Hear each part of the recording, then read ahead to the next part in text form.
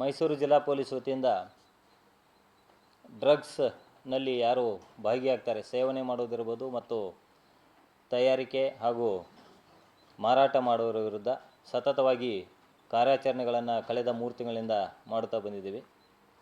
ಕಳೆದ 3 ತಿಂಗಳ ಅವಧಿಯಲ್ಲಿ ಸುಮಾರು 77 ಕೇಸ್ಗಳನ್ನು ನಮ್ಮ ಜಿಲ್ಲಾ ಪೊಲೀಸ್ ವತಿಯಿಂದ ದಾಖಲು ಮಾಡಲಾಗಿರ್ತದೆ. ಇದರಲ್ಲಿ 63 ಕನ್ಸಂಪ್ಷನ್ ಮಾಡೋರು, ಸೇವನೆ ಮಾಡೋರ ವಿರುದ್ಧ ಸಹಿತ ನಾವು ಕ್ರಮವನ್ನು ಕೈಗೊಂಡಿದ್ದೀವಿ.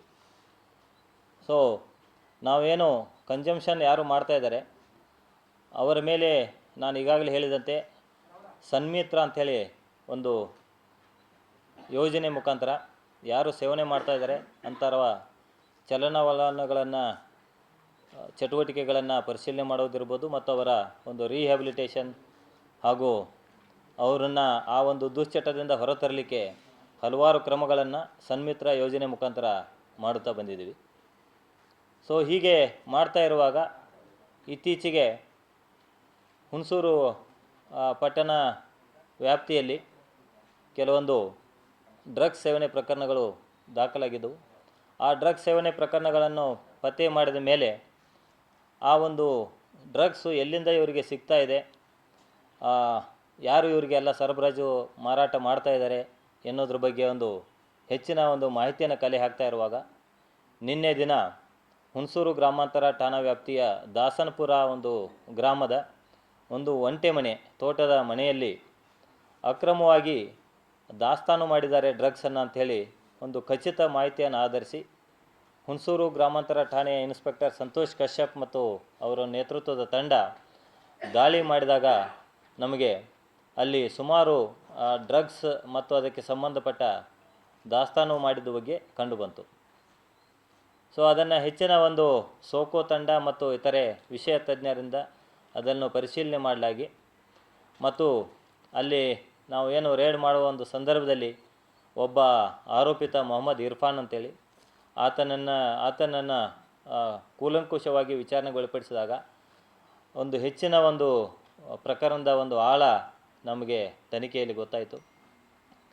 ಈ ಒಂದು ದಾಳಿಯಲ್ಲಿ ಒಟ್ಟು 7.35 kgಯಷ್ಟು ಮೆಫೆಡ್ರಾನ್ ಸಂಬಂಧಿಸಿದ ಒಂದು ಸಿಂಥೆಟಿಕ್ ಡ್ರಗ್, ಅದರ ಜೊತೆಗೆ ಅದನ್ನು ತಯಾರಿಸಲು ಇಟ್ಟುಕೊಂಡಿದ್ದ ಪ್ರಿಕಾರ್ಸರ್ ಅಂತೇಳಿ ಕರೀತಾರೆ, ಅದು 41 kg, ಒಟ್ಟು 48 kgಯಷ್ಟು ಡ್ರಗ್ಸ್ ಮಟೀರಿಯಲನ್ನು ನಮ್ಮ ಅಧಿಕಾರಿ ಮತ್ತು ಸಿಬ್ಬಂದಿಯವರು ವಶಪಡಿಸಿಕೊಳ್ಳುವಲ್ಲಿ ಯಶಸ್ವಿಯಾಗಿದ್ದಾರೆ.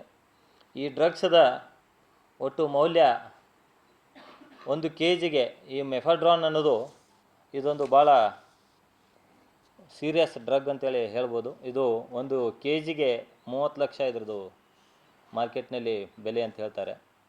ಇದು 50 ಗ್ರಾಮ್ ಸಿಕ್ಕರೆ ಇದು ಕಮರ್ಷಿಯಲ್ ಕ್ವಾಂಟಿಟಿ ಅಂಥೇಳಿ ನಿಯಮಗಳಲ್ಲಿದೆ. ಸೊ ಇಂಥ ಒಂದು ಡ್ರಗ್ಗು ಅಷ್ಟೊಂದು ಹೆಚ್ಚಿನ ಕ್ವಾಂಟಿಟಿಯಲ್ಲಿ ಸುಮಾರು 48 kgಯಷ್ಟು ಸಿಕ್ಕಿದ್ದು ಒಂದು ಗಮನಾರ್ಹವಾದ ಒಂದು ದಾಳಿ ಅಂತೇಳಿ ಹೇಳ್ಬೋದು.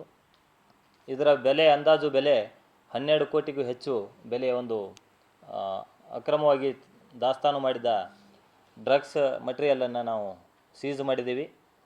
ಈ ಒಂದು ದಾಸ್ತಾನು ಮಾಡಲಿಕ್ಕೆ ಸಹಾಯ ಮಾಡಿದಂಥ ಮತ್ತು ಯಾರು ಜಾಗದ ಓನರ್ ಆಗಿದ್ದು ಆ ಒಂದು ಮನೆಯನ್ನು ಈ ಒಂದು ಆರೋಪಿತರಿಗೆ ಕೊಟ್ಟಂಥ ಇನ್ನೊಬ್ಬ ಆರೋಪಿತನ ಸಹಿತ ನಾವು ಈಗಾಗಲೇ ವಶಕ್ಕೆ ತೆಗೆದುಕೊಂಡು ಹೆಚ್ಚಿನ ಒಂದು ವಿಚಾರಣೆ ಮಾಡ್ತಾಯಿದ್ದೀವಿ.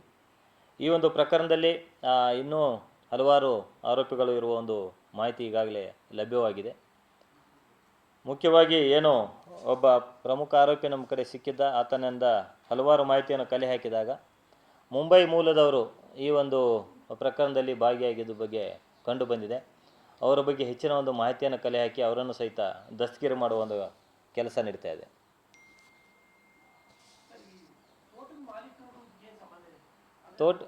ತೋಟದ ಮಾಲೀಕ ಏನೋ ಇರ್ಫಾನ್ ಅಂತೇಳಿ ಏನೋ ಪ್ರಮುಖ ಆರೋಪಿ ಈಗಾಗಲೇ ನಾವು ದಸ್ತಗಿರಿ ಮಾಡಿದ್ದೀವಿ.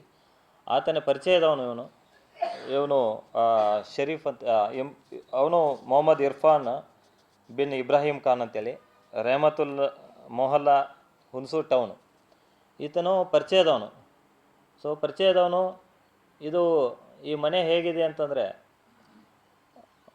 ಉಳಿದ ಮನೆ ಅಥವಾ ರಸ್ತೆಗಳಿಗಿಂತ ಸುಮಾರು 2-3 ಕಿಲೋಮೀಟ್ರ್ ಅಂತರದಲ್ಲಿದೆ. ಕಚ್ಚಾ ರಸ್ತೆ ಇದೆ. ಅಲ್ಲಿ ಹೋಗ್ಬೇಕಂತಂದರೆ ಸಾಮಾನ್ಯರು ಅಲ್ಲಿ ಹೋಗದೇ ಇರುವಂಥ ಒಂದು ಜಾಗ. ಅಂಥ ಜಾಗವನ್ನು ಇವರು ಸೆಲೆಕ್ಟ್ ಮಾಡಿಕೊಂಡು ಅವನಿಗೆ ಹೇಳಿಕೊಂಡು ಅವನಿಗೆ ಶುಂಠಿ ಬಿಸ್ನೆಸ್ಗೆ ಅಂತೇಳಿ ಹೇಳ್ಕೊಂಡು ಬಂದರು ಅಂತ ಹೇಳ್ತಾರೆ. ಬಟ್ ಆತನ ಪಾತ್ರದ ಬಗ್ಗೆ ಸಹಿತ ನಾವು ಗಮನ ಹರಿಸ್ತಾ ಇದ್ದೀವಿ.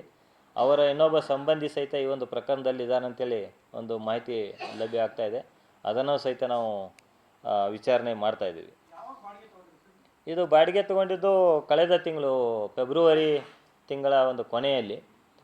ಆದರೆ ಈ ಒಂದು ಜಾಗಕ್ಕೆ ಬಂದಿದ್ದು ಇದೇ ತಿಂಗಳ 22ರಂದು. ಸೊ ಇಲ್ಲ, ಎಜುಕೇಷನ್ ಬ್ಯಾಕ್ಗ್ರೌಂಡ್ +1 +2 ಆ ಒಂದು ಬ್ಯಾಕ್ಗ್ರೌಂಡ್ ಮಾತ್ರ ಇದೆ. ಸೊ ಏನು ಬಾಂಬೆಯಿಂದ ಬಂದಿದ್ರು ಅಂತೇಳಿ ಹೇಳ್ತಾರೆ, ಅವ್ರದ್ದು ಬಗ್ಗೆ ಏನೋ ಹೆಚ್ಚಿನ ಒಂದು ಮಾಹಿತಿ ಕಲೆ ಹಾಕಬೇಕಾಗಿದೆ.